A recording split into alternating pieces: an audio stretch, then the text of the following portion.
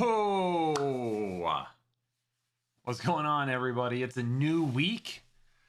We are into the last full week of March already, which I don't know if you can believe it. I can't, to be honest with you. Though we are all already into the last full week of March.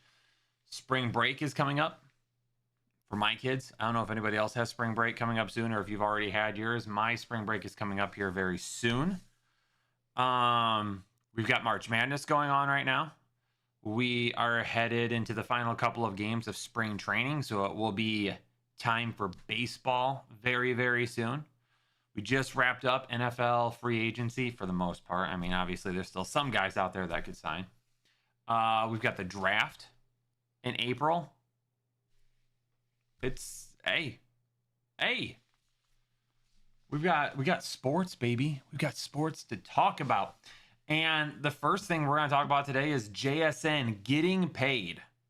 Getting paid 4 years, $168.6 million extension, making him the highest paid wide receiver in NFL history.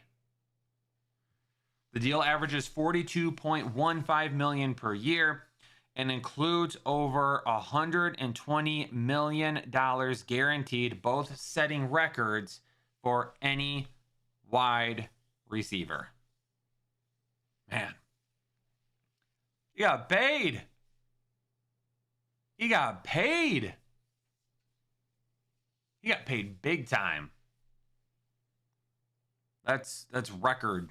That is record setting for JSN. Now the question is, was he worth it? Because he got paid, but he basically got paid on one season. Would you be willing to agree with that or not? That JSN got paid, but he essentially got paid over one season. If you're talking about fantasy points, which is not what you base people getting signed off of, I get that. But if you go by fantasy points, in 2023, he was only the wide receiver 57 in fantasy points per game. Then he was the wide receiver 19 in fantasy points per game in 2024, jumped all the way to wide receiver 2 in fantasy points per game in 2025. So the question is, will he continue to be utilized as such? I would assume yes. I would assume yes. Mako makes a great point. As a Seahawks fan, 100% worth it. And before the Puka deal was done, great. See, this is an ownership group that is making moves before it's too late. Jerry Jones. I mean, that's been Jerry Jones's worst thing. That's been Jerry Jones's worst thing when it comes to being an owner, GM, whatever you want to call it, is the fact that he doesn't pay his players before they need to be paid. He tries to wait, and then other guys get paid, and then he ends up having to pay way more than he should have. You know what deal looks really, really good right now? Amon-Ra St. Brown.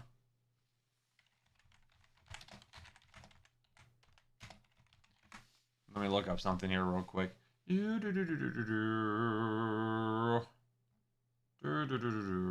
Where's...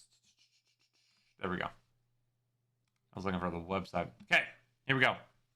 Highest paid wide receivers in terms of average salary. JSN is at 1, making 42.15. Jamar Chase is at 2, making 40.25. Justin Jefferson is third at 35. And then CeeDee Lamb at 34. DK Metcalf at 33. Garrett Wilson at 32.5. Terry McLaurin at 32.33. AJ Brown at 32. Amon-Ra St. Brown at 30. That deal looks good for the Lions, and that's part of what happens about getting a deal done before it needs to be done. When you have good players and you have players that you want to be a part of your team for an extended future, and you feel like they're going to contribute consistently, get them paid. Get them paid. You pay JSN now. You pay him quite a bit of money. You probably could have argued. I mean, I'm sure there was a lot of conversations. Should he be paid above DK Metcalf? Yes, but you have to wonder if his camp came in and said, we need to be the highest overall, or what if they would have offered him something similar to what CeeDee Lamb has right now? Do you think he would have signed for something like that? It would be interesting to know how those negotiations could have gone. The unclear ambiguity is Amon-Ra St. Brown underpaid, or are the other wide receivers overpaid? I wouldn't say Amon-Ra St. Brown is underpaid because he got paid at the time of his deal. Because if I remember correctly, when he signed his deal, does it tell me start? So when he signed his deal in 2024. Since then, Terry McLaurin, Garrett Wilson, DK Metcalf, Jamar Chase, and now JSN have signed. So when Amon-Ra St. Brown signed his deal, Justin Jefferson, CeeDee Lamb, and AJ Brown were the only 3 wide receivers that made more money than he did. So he was paid as the 4th highest wide receiver. So I don't think it's that he's underpaid, because at the time that he signed his deal, he was not underpaid. He was paid fair market value. And now that deal looks like a huge win for Detroit, because that deal runs through 2028. So they got him 26, 27, and 28 still for the next 3 years. When he becomes a free agent, if he does, he would be 27 years old. He'd be 27. Jackson Smith and Jigba, he'll be 28. Jamar Chase, he'll be 29. Justin Jefferson, 29. CeeDee Lamb, 29. DK Metcalf, 31. Garrett Wilson, 28. Terry McLaurin's going to be 32. AJ Brown's going to be 29. So it's not that he's underpaid. It's just that he got the Lions. The Lions did a deal with him at a solid time to make him one of the highest paid wide receivers in the league before they had to compete with the salaries of these other guys who were going to get extensions done. So kudos to Detroit for getting a deal done, because it needed to be done. But the thing that, but where Jerry Jones messes up is he doesn't pay Zeke early enough, so then he has to compete with all of those contract extensions. Same thing could be said for CeeDee Lamb. I don't know what contract extensions were done prior to his, for sure, because there's guys who have signed new contracts since then. But when he signed his deal, other guys have already had gotten deals. Micah Parsons is probably the most prominent example of screwing that up, because instead of just paying Parsons as the best edge defenders, or one of the best edge defenders, you didn't, and then the price climbed and climbed and climbed and climbed and climbed and climbed, and now you put yourself in a position where you got to pay him a ton more money, when if you would have just got the deal done beforehand, you would have saved yourself several $1 million per year. Viper Twin, wide receivers can stay in the NFL longer. I agree. If you're looking at offensive supporting cast, obviously you're going to pay your quarterbacks the most. Wide receivers right after that in terms of who deserves their money. Wide receivers can stay in the league longer. They're going to play longer. You're going to pay them over you're going to pay them over running backs, tight ends, offensive linemen, just because that contract is probably going to stay better longer. Cowboys always catching strays. I'm not trying to give a 1-2 to the Cowboys. I mean, I've been pretty vocal in the past about how I think Jerry Jones has absolutely screwed up how he's paid some of his players. I do agree with that. Um, it's unfortunate though. What are the Rams waiting on for extending Puka's contract? Good question. I would say they're probably not waiting on much of anything as of right now. If I had to guess, they probably didn't get it done sooner because you had the Trent McDuffie trade where they traded for him and then they signed him. I would say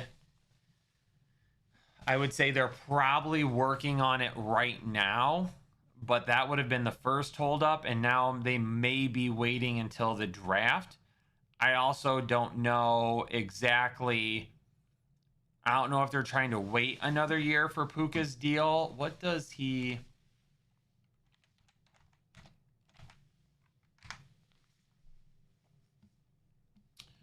So yeah, this is the last year of his deal. I would have to assume they're probably trying to get something done. I would say there's probably some apprehension on either side. I'm sure on one side, if I had to guess, on one side, the Rams are trying to get a little bit of a better deal, and on the other side, Puka wants to be paid as one of the best wide receivers in football. OEG becoming a member for the 55th month. We're 1 month away from the NFL draft and can't wait for that draft guide to drop, and much appreciation, Headliners, for all you do. We've been talking about the draft guide a little bit. The draft guide is going to become available shortly after the draft. Shortly after the draft is when it will become available. And of course, like it has for the last couple of years, the draft guide, when it becomes available, is going to have lots of dynasty content in it. Rookie profiles. Last year, I did a rookie profile for every single offensive player drafted, except offensive linemen. Quarterbacks, wide receivers, tight ends, running backs, every single one of them drafted. I did a rookie profile for last year for you dynasty owners. And those of you that play redraft, I want to get a little bit of a better idea of what you're getting from players and what rookies you should be paying attention to. So that will become available shortly after the draft with lots of dynasty content. And then, of course, as the offseason moves on and we get deeper into the summer and closer to training camp, there will be more and more redraft content as well. Draft guide, literally, if you play fantasy football, one of the best values in the entire industry. They gave JSN the money comparable to the GDP of a small island in the Pacific. I mean, hey, it's Ram. It's not the Ram. It's the Seahawks money. They can do what they want. Puka's off-field antics. I'm not going to dive too much into that because I know that there's been a couple of things that have popped up with Puka as of recent. I will be honest, when it happened, I didn't look too much into it. I probably could have read a little bit more. From what I saw, a couple of things that happened weren't necessarily something that he tried to do, knowing that it was not proper towards a group of people. We'll say that, if I'm trying to be PC. I think there was a couple of things that he did that he didn't realize, and he kind of was doing it based on something somebody said, not realizing it. I know he's tweeted a couple of things as well that people are not super happy about. So I would say it's possible. I don't think he's done anything so outrageous at this point that that's keeping the Rams from getting a deal done right now. I'll say that.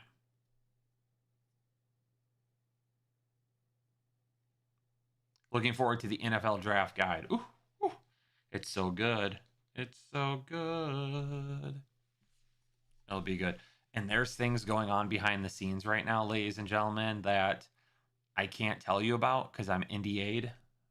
I've got non-disclosure agreements signed out the wahoo right now, but there are some things happening behind the scenes.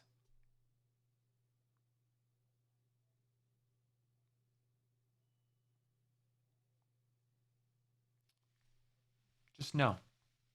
Just know. When announcements are made, I just want you to look back on March 23rd, 12:19 p.m. in 2026 and say to yourself, "Ooh, Kyle told us. Kyle told us." You just stay tuned in. Just stay tuned in. Stop worrying about my Rams. I'm not worrying about your Rams. Your Rams are fine, Fatal. You are fine. I have a question on Puka. Is Puka actually a top 5 wide receiver, or is it Stafford's ability as a quarterback?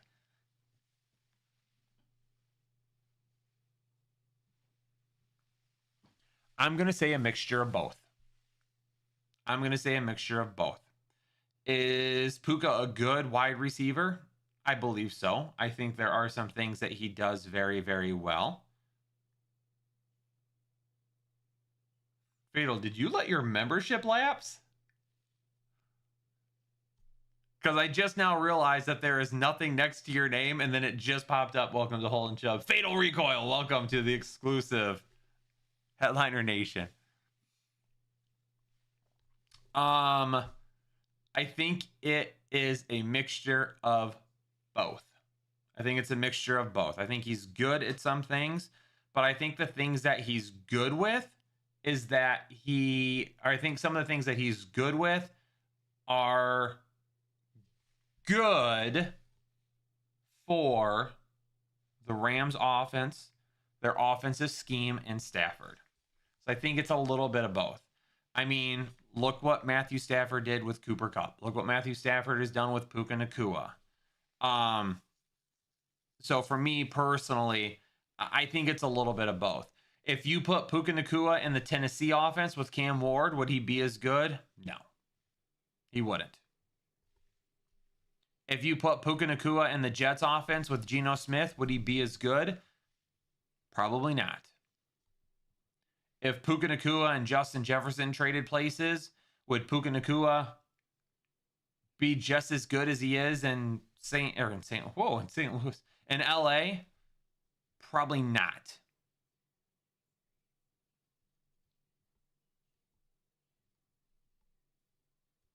So I don't think it's just them. 52 months for 52 Stafford touchdowns this season. Fatal.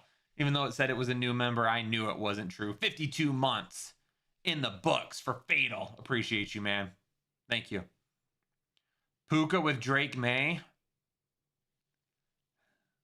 I don't think so. I don't think so. Puka with Mahomes? Probably.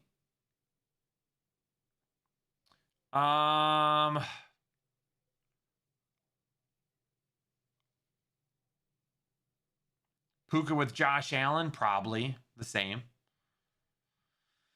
Puka with Lamar Jackson? I probably take Stafford still. Puka with Drake May in New England? I would still do Puka in LA with Stafford.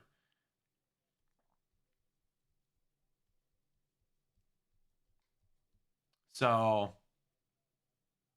yeah. Well, the thing is, ambiguity is that you have to pay him, right? Because it's the last year of his deal. So if you want him to stick in LA, you got to pay him. And if you don't think he's worth it because of Stafford, then yeah, then you don't pay him. Or you pay him on a short-term deal. If you think Stafford's got 2 years left, then you try to sign him to a deal that basically gives him a raise this year and next year, and then you just give him a 2-year deal. If you think Puka is literally one of the best wide receivers in all of football and you want him to remain an LA Ram for as long as possible, then you sign him to the deal. But the problem is LA's got to figure out their quarterback situation, because if not, they're going to be like the Steelers. They're going to be like the Steelers. The Steelers never planned for Ben Roethlisberger to retire. They never planned for it. And since Ben Roethlisberger had retired, they have been chasing a contingency plan, and they've been chasing somebody to be the next guy. And it's not happening. You haven't found anybody. And I'm sorry. Do we have any Steelers fans in here real quick? I need Steelers fans to just sit and chat with me for a second, because there is something that I need to say to Steelers fans that I need clarification on.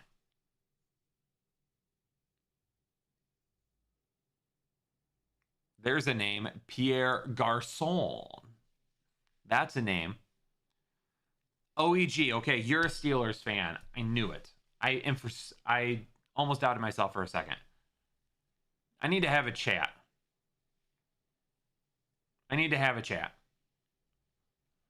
I do not understand Steelers fans and their obsession with Will Howard. I don't get it. I don't understand why Steelers fans are so obsessed with Will Howard becoming their next great quarterback. I don't get it.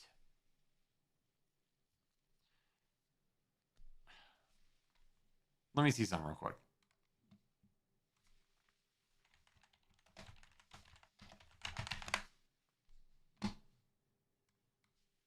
I don't. Let me look up some stats here real quick. Because I mocked Ty Simpson to the Pittsburgh Steelers in my last mock draft. And I don't want to say people, Steelers fans think it's the most ridiculous thing in the world. Last year, Aaron Rodgers started 16 games. Mason Rudolph started 1 game. He appeared in 5 total games. Why did Will Howard not step on the field at all last year if the Steelers truly felt like he was going to replace Aaron Rodgers?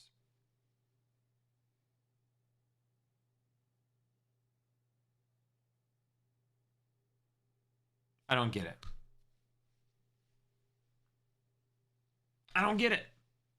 I don't understand. Because he wasn't hurt the entire year.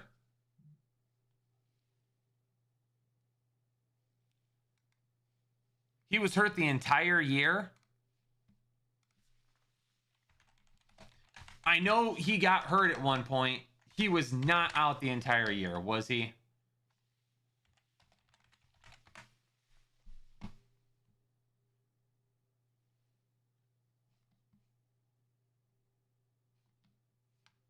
He had a broken pinky.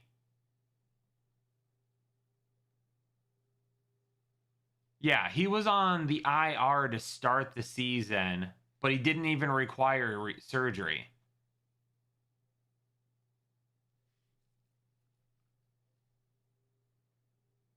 Yeah, he was activated he was on the active roster in November.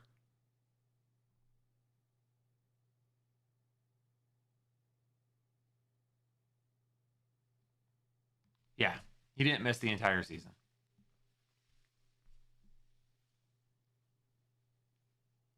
He wasn't out the entire year. He was active.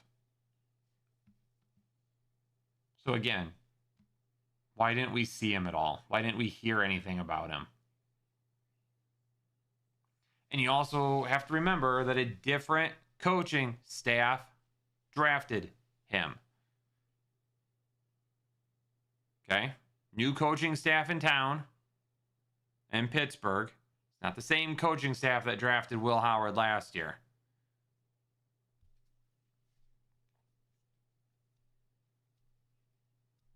I personally think after watching a little bit more Ty Simpson, I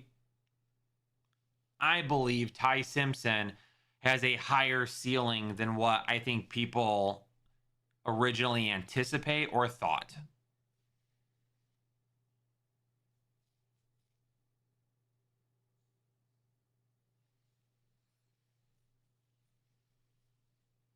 I think Ty Simpson is going to have a little bit more ceiling. I do believe that. I don't get the Will Howard obsession. I don't. Will Howard spent 1 year at Ohio State and had the best wide receiver room in all of football.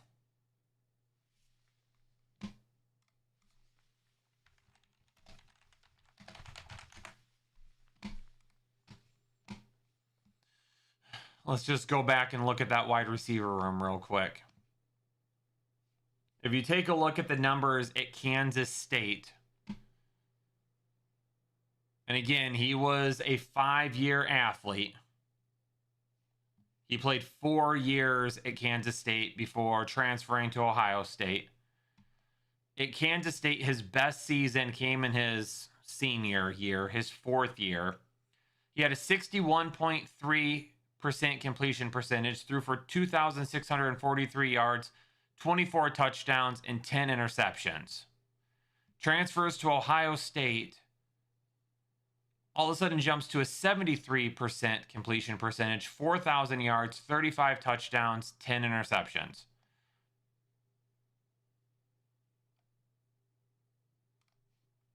The wide receivers that he threw to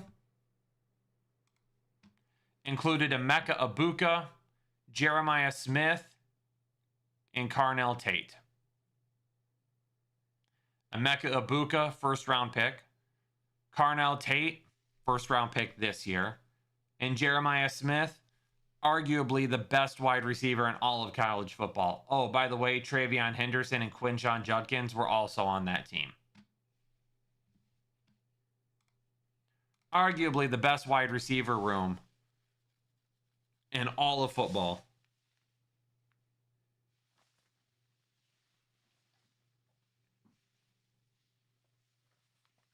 Did the coaching staff draft him or the front office? I mean, both. Both. But when you draft a quarterback and you start to develop him, and then your entire coaching staff changes, this is a new coaching staff that all of a sudden has to come in and now has to try and figure out a guy that was drafted late for a reason.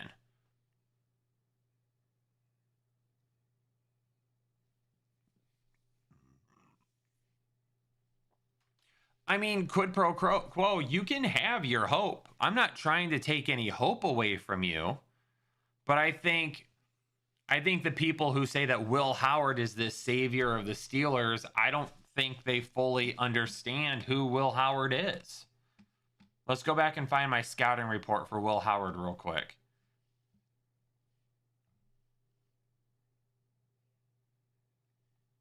Where are my 2025 graphics at?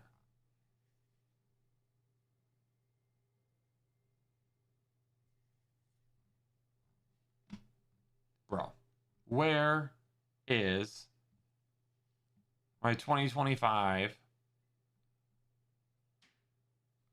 scouting reports? Are they somewhere else? Hold on, they might be somewhere else.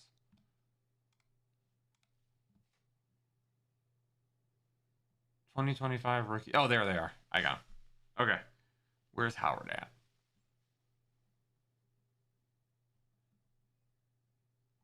And remember, Cam Ward, Jackson Dart, Tyler Shuck, Jalen Milroe, Dylan Gabriel, Shedeur Sanders, Kyle McCord, the former Ohio State quarterback that was replaced by Will Howard, were all drafted before Will Howard.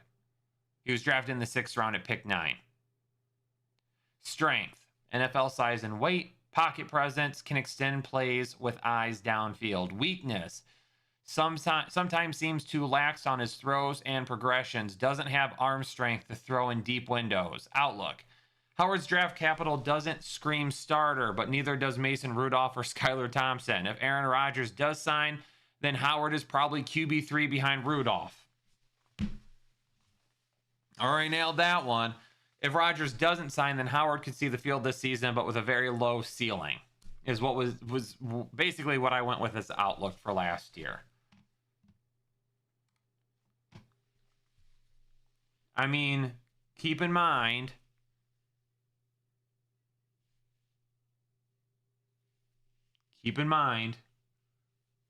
that when Will Howard faced an NFL defense with an NFL defensive coordinator, Wink Martindale, at home as 20-point favorites, he got smacked by Michigan.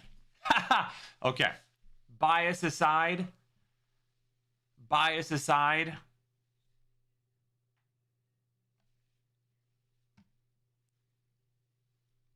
an NFL quarterback shouldn't be facing games like that. When he was given a defense that created a ton of pressure, and when he didn't have time for his wide receivers just to get themselves open every single time, Will Howard collapsed.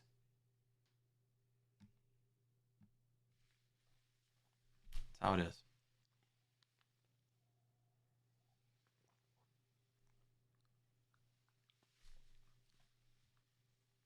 I don't see it with Will Howard. I don't. If he's really the guy this year, then he better have had some huge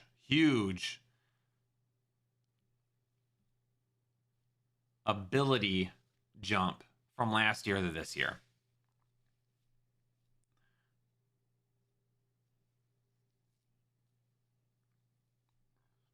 I once got in a large family discussion, and my little brother said, Index, you have to let people make their own mistakes.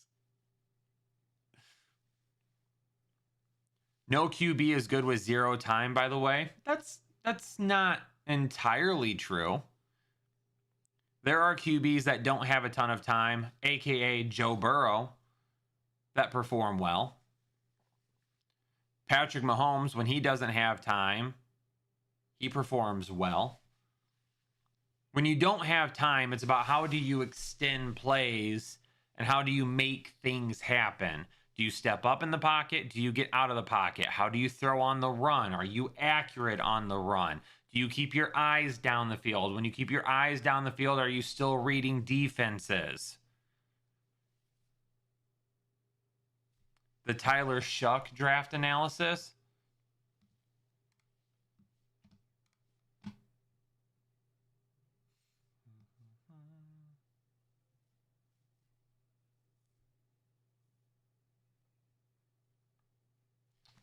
Oh boy, you ready for this, Fatal? Fatal wanted to know what my pre-draft analysis was for Tyler Shuck. Here it is. Tyler Shuck, drafted in round 2 at pick 8. Strength, arm strength, and accuracy at all levels.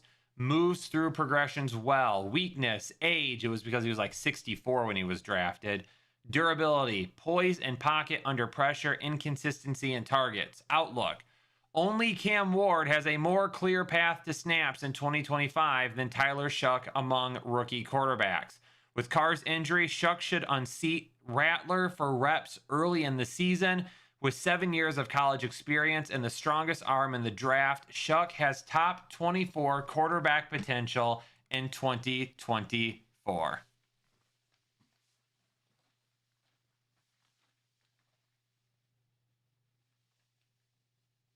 That's what we call an analysis right there, ladies and gentlemen. I took my shoes off because I was going to stand up on the chair and I decided not to.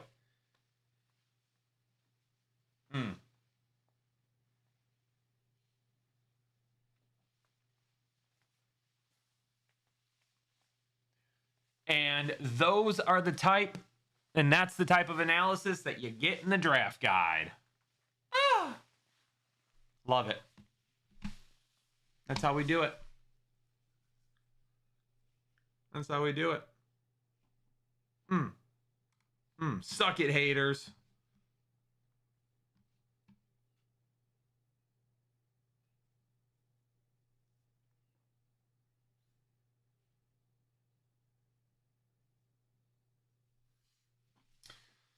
Let's talk Jackson Dart.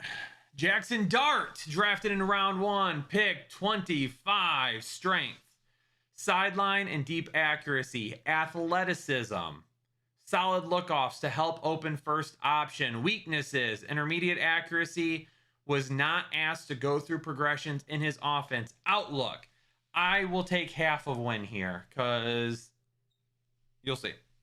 The Giants announced Russell Wilson will be the starter in 2025, but Dart may be one injury away from decent playing time. He is the QB1 in rookie drafts for long-term upside, but it will be 2026 before he is the full-time starter. His legs and strong arm give him elite upside in dynasty leagues.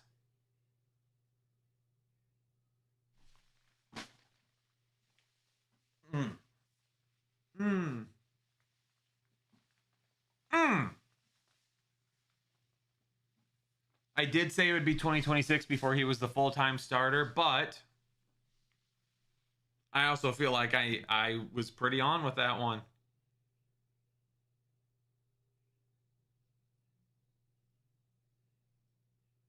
Brad becoming a member for the 58th month. We are almost to 60 months. Whew.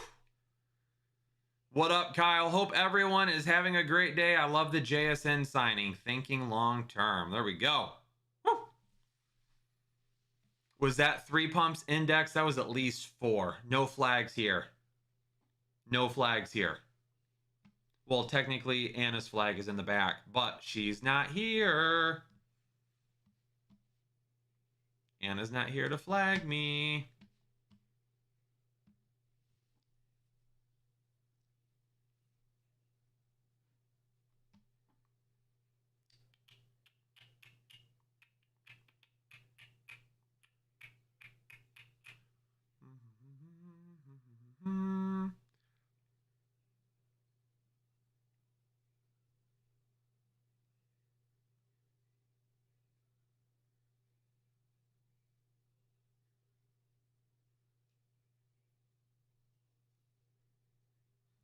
Not really anything else. Riley Leonard,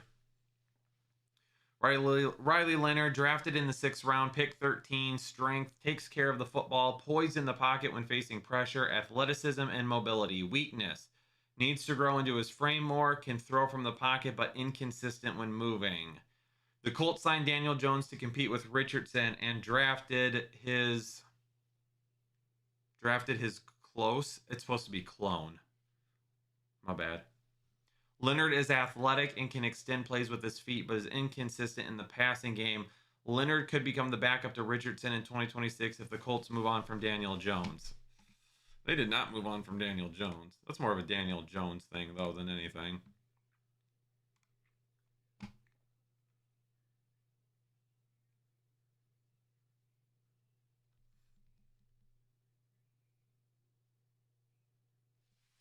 Ashton Genty, outlook.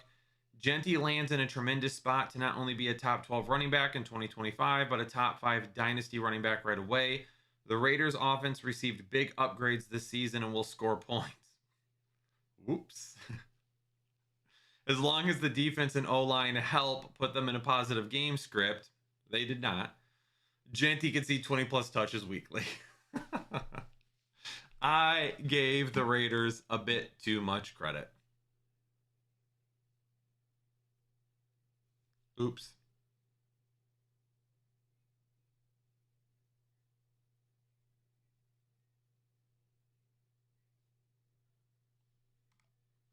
Omari and Hampton. Outlook splitting work with Najee Harris will limit 2025 upside, but he is a top 10 dynasty running back right away and should see an increase in workload throughout 2025. If his ADP is behind Harris in 2025, Hampton is the better value. Hampton is the RB1 over Genty in rookie drafts due to long-term outlook. I would say after this season, that can end up being a pretty darn close assumption. Quinshon Judkins. The run game will be very important for Cleveland in 2025 with uncertainty at the quarterback position. Judkins should lead the way with Sampson and Ford getting complementary touches. Judkins will lack RB1 upside depending on usage of the other backs. Below end RB2 status is in his range for 2025. It was okay. He had some RB1 games, but I mean, he did struggle a little bit after kind of breaking in and having some bigger games.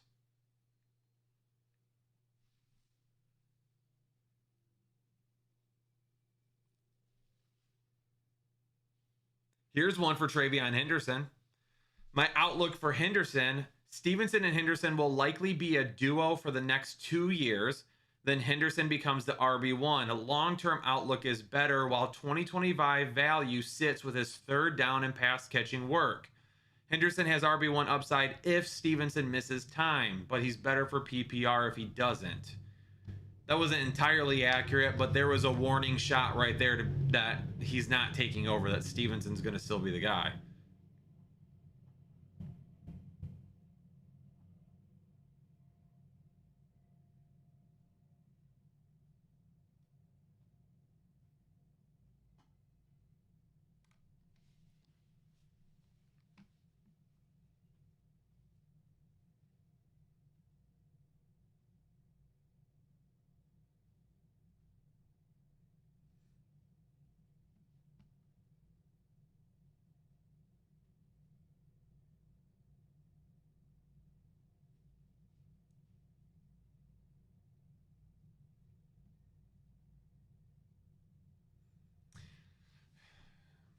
I had issues with Caleb Johnson, but I thought the Steelers were going to utilize him way better than they did last year.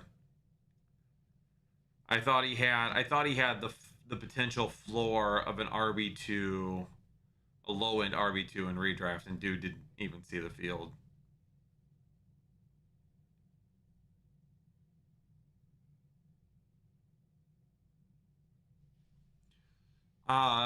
By Shell Tootin. Bigsby and ETN are from a different regime. Tootin is the weapon for the new regime. ETN could be cut or traded, but all three together in 2025 makes things tough for Tootin to break out. Dynasty outlook could be top 12 for running backs, while redraft value is a late round dart throw as an injury replacement.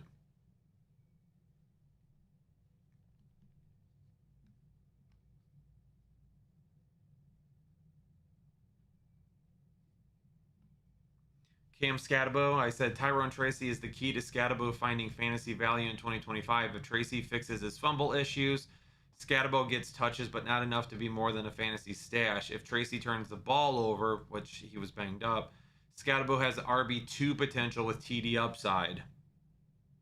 This could be a true thunder and lightning backfield. I don't think that was. Woody Marks. Marks has an opportunity to slot behind Joe Mixon as the RB2 for Houston in 2025, but he lacks upside based on weaknesses in his game. Marks would be better as a pass catcher, change of pace back to spell Mixon, in-season waiver claim and redraft, depth for Mixon owners and Dynasty. I don't think that was that bad of an analysis. He was on the radar.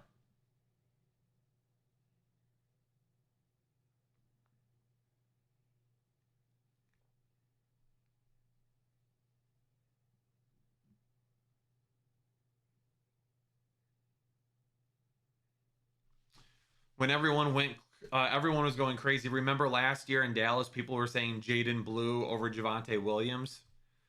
I said Jaden Blue will not be a starting running back in the NFL, but he could be our version of Gio Bernard, a strong pass catcher out of the backfield with limited carries. Blue may only have value in PPR leagues, but the Cowboys lack receiving weapons. Could be worth a second round rookie pick or a last round redraft stash. I would say that was a pretty decent call.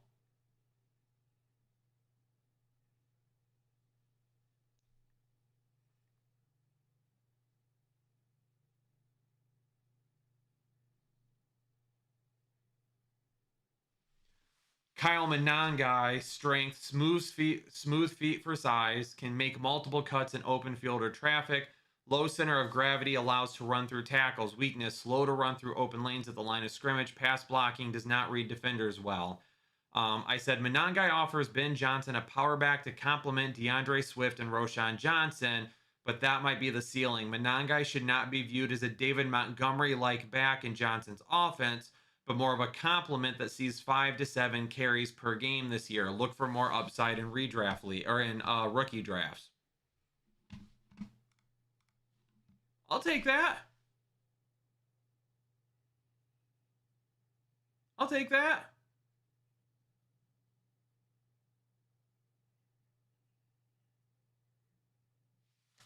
What was my analysis on Travis Hunter? Let's get into the wide receivers. By the way, I felt like that was really good analysis on Kyle Monangai.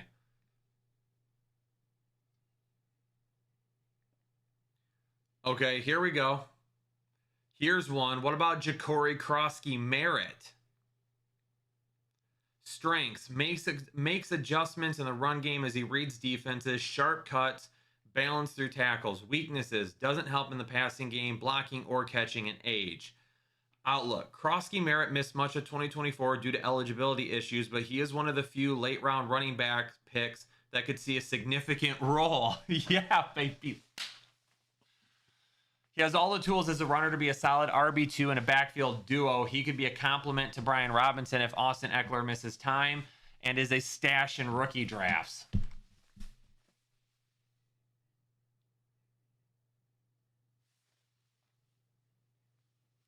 I love going back and looking at things. And while I'll definitely admit that I am wrong on stuff, man, I love seeing these rookie evaluations and being like, nailed that. Nailed that. What do you think, chat? Travis Hunter.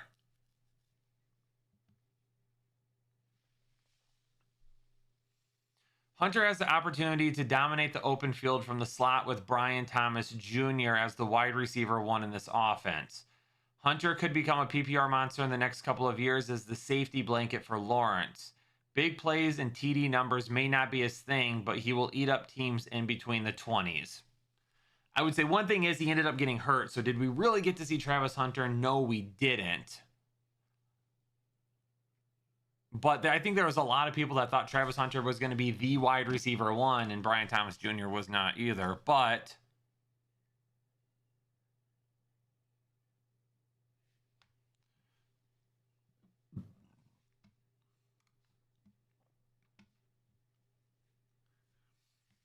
Tet McMillan. Bryce Young needed an alpha, and McMillan gives him one to win all over the field. He won't need to be a deep threat or a slot receiver because he can move all over. Canales will have fun drawing up opportunities for McMillan to exploit opposing defenses. Expect solid volume with big play potential.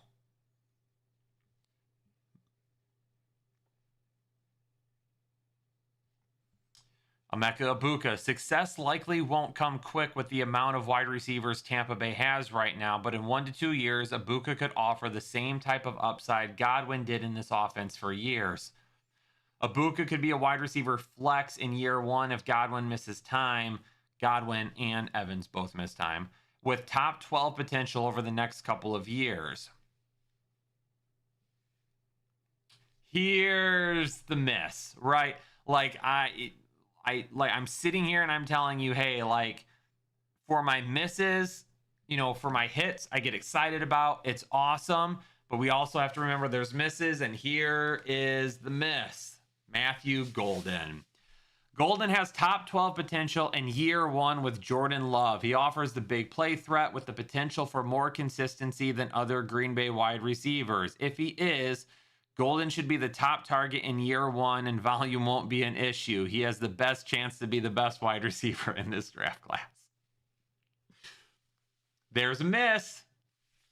There's a miss.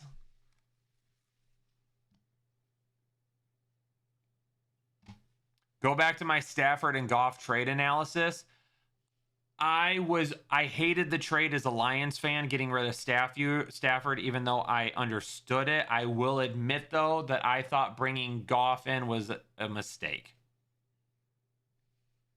I thought Goff was a mistake, but they have proved me wrong on that one. So, yeah, Golden was a big miss last year. 100%. 100% missed on that one.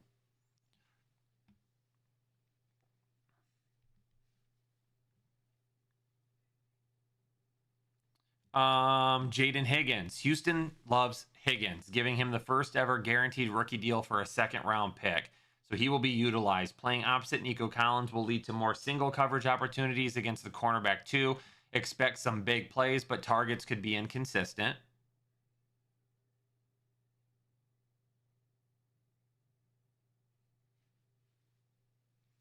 For Luther Burden. Luther Burden will be Ben Johnson's new Amon-Ra St. Brown and should see similar utilization. From a fantasy perspective, will there be enough targets to go around? Moore, Odunze, Loveland, and Komet bring a lot of competition. Burden has a lot of upside, but inconsistencies could hurt fantasy teams more.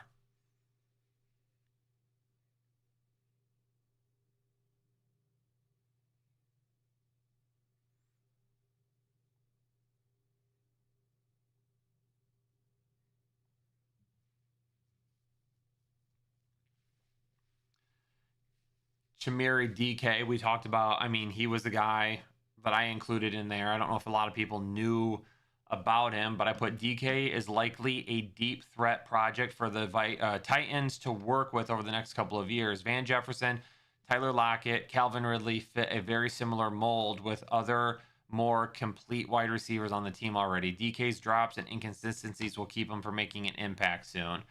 I mean, I think when you talk about him being a deep threat. You kind of saw that a couple of times last year. Alec Aomanor. Aomanor is still young in his football development, which fits well with the Titans. He could be what the Titans thought Treylon Burks would be. After a couple of years with an NFL strength program and wide receiver coaches, he could become a solid wide receiver too for the Titans. I think you saw some of that this year.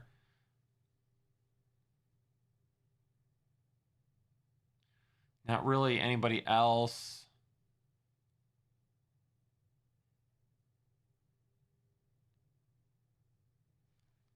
Colston Loveland. 12 personnel was the goal for Ben Johnson, but it hurts the fantasy value of Cole Kmet and Colston Loveland. Add in Moore and Odunze with significant targets, and Loveland is in good football situation, but fantasy situation may not be more clear for a couple of years. DJ Moore is gone. Colston Loveland took a little time, but we saw him accelerate towards the end of the year. That was good.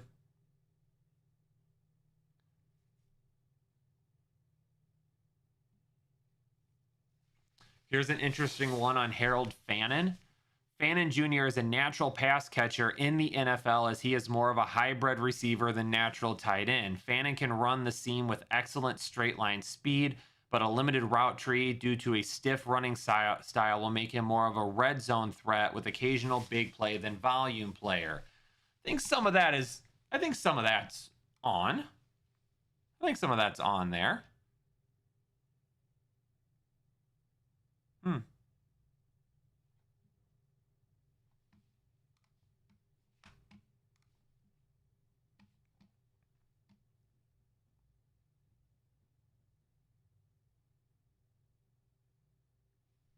Here's Gunnar Helm. Chigioko was the tight end one for the Titans, but we saw Gunnar Helm kind of make an impact at times. Helm is buried among several young pass catchers and tight ends, but a rise to tight end one in the second target for the Titans within a couple of years is possible. Helm has a great understanding of more complicated routes and great footwork to be a true weapon after a couple of years of development.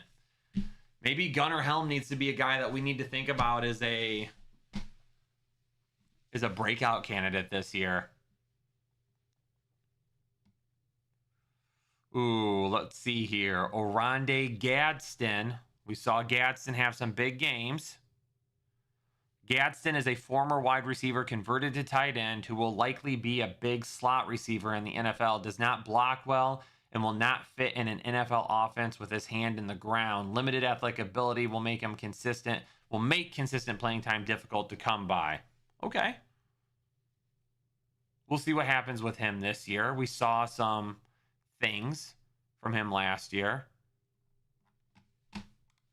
I would say some of those were a decent outlook last year. I would say some of those were a decent outlook last year. Some of them could have been a little bit better. What about Tyler Warren's? I mean, I didn't have anything bad to say about Tyler Warren.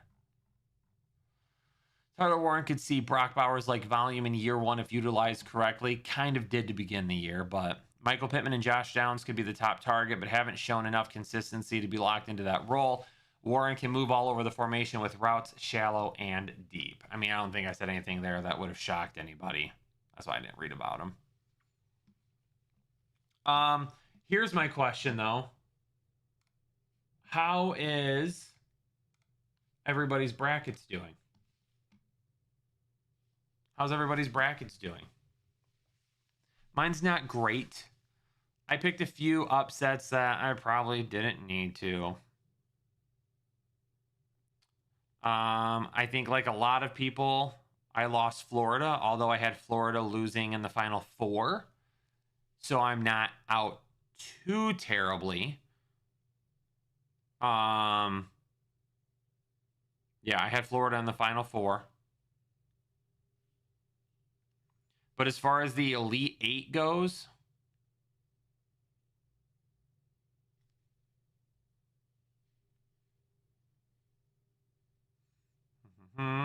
I've got Duke and Michigan State still in it.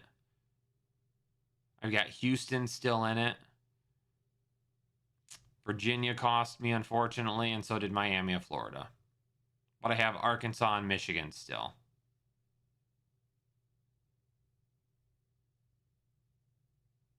For the Sweet 16, yeah, I missed on. I had Santa Clara, Virginia, Hofstra, Miami, Florida, Gonzaga, Florida, and Vanderbilt.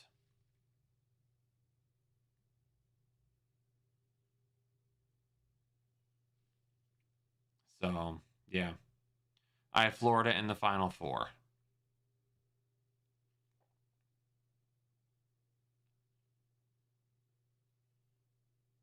I've got Michigan winning it all, of course. I've got them playing Duke again. So in the Sweet 16, I need Houston to beat Illinois.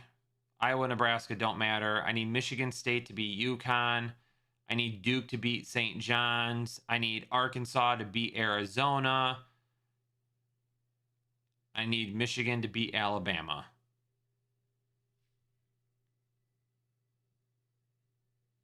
Yeah, so my bracket's not looking great, obviously. Still fun.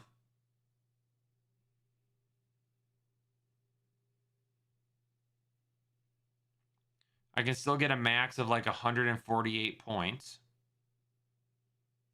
So in our headliners bracket, I could still finish top 5.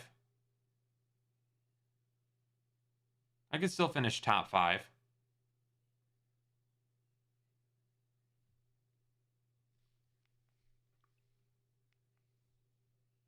Oh, God, fatal.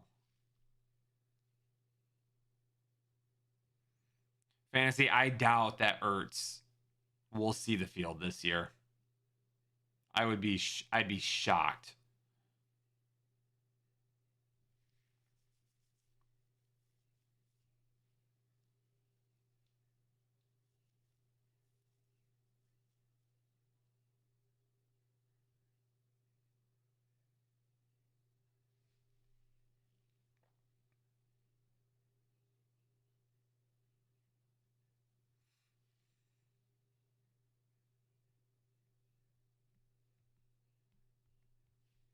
Yeah, so my bracket's not looking all that great. That's okay though.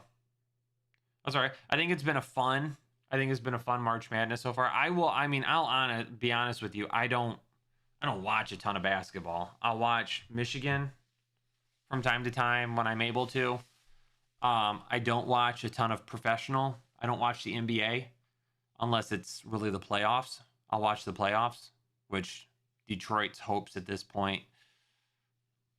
Got to see if Cade Cunningham can come back from that collapsed lung.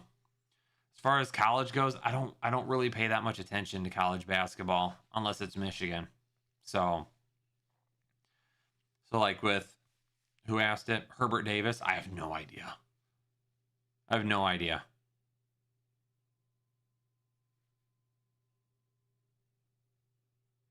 Couldn't tell you. But I can make my prediction on NFL stuff. But hey, that's what makes March Madness fun. I think my daughter, who has never filled out a bracket before, has picked more games correctly than I have at this point.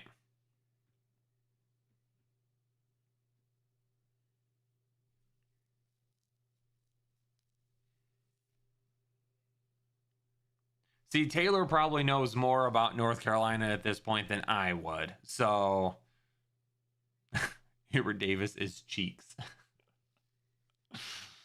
Oh, man. Listen, the hate that Scooble got for not pitching for Team USA, anybody that has an issue with that can pound sand, in my opinion. It wasn't Scooble's fault that they didn't win. Where in the world did the offense go to? That's the problem. That's the problem more than anything.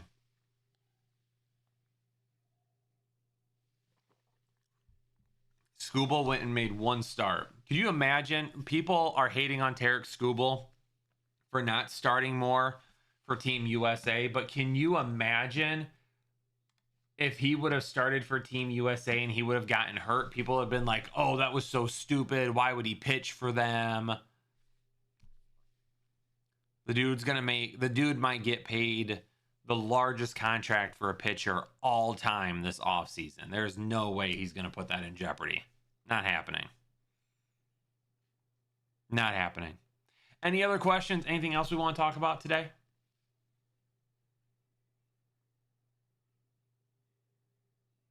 Senate droppable in Dynasty? No, I wouldn't say yet. No. Not yet.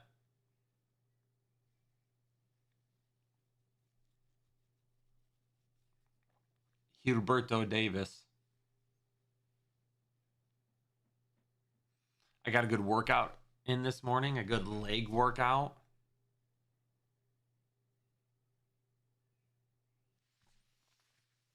So the legs, they're going to feel tired. I'm going to try to stand up from this. I'm not going to feel great.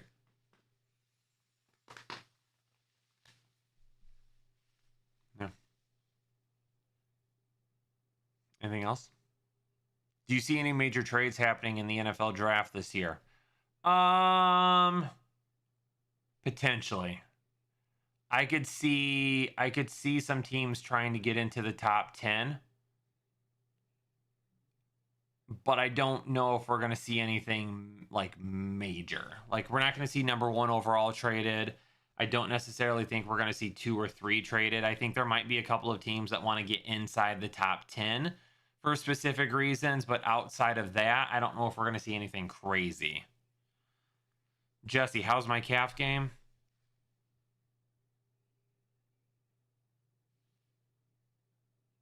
Do we need a calf cam? Burrow to the Rams rumors, Kyle.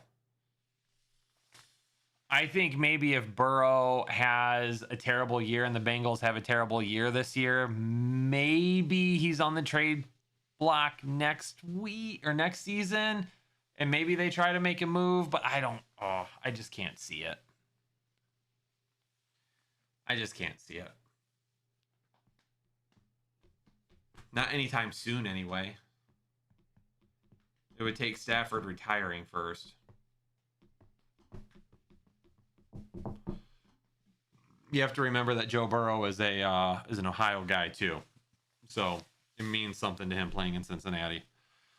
I don't think he necessarily wants to leave Cincinnati. He just wants Cincinnati to put a better team around him.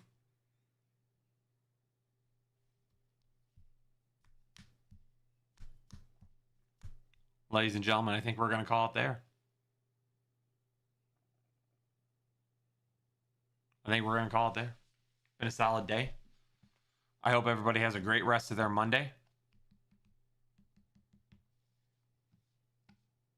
Make sure you're checking out the videos the rest of the week. Video on Wednesday, video on Friday, video on Saturday or Sunday. Keep those peepers Peepers peeled. Make sure you like the content. Make sure you subscribe to the channel if you're watching this channel right now and you've never been here before. Make sure you comment on the videos too. And make sure you're watching the shorts that we're putting out. Watch the shorts that we're putting out. Headliner Nation, I hope everybody has a great rest of the day. Peace out. Stay safe. Stay healthy. I'll catch you on the next episode of the Fantasy Headliners. Later.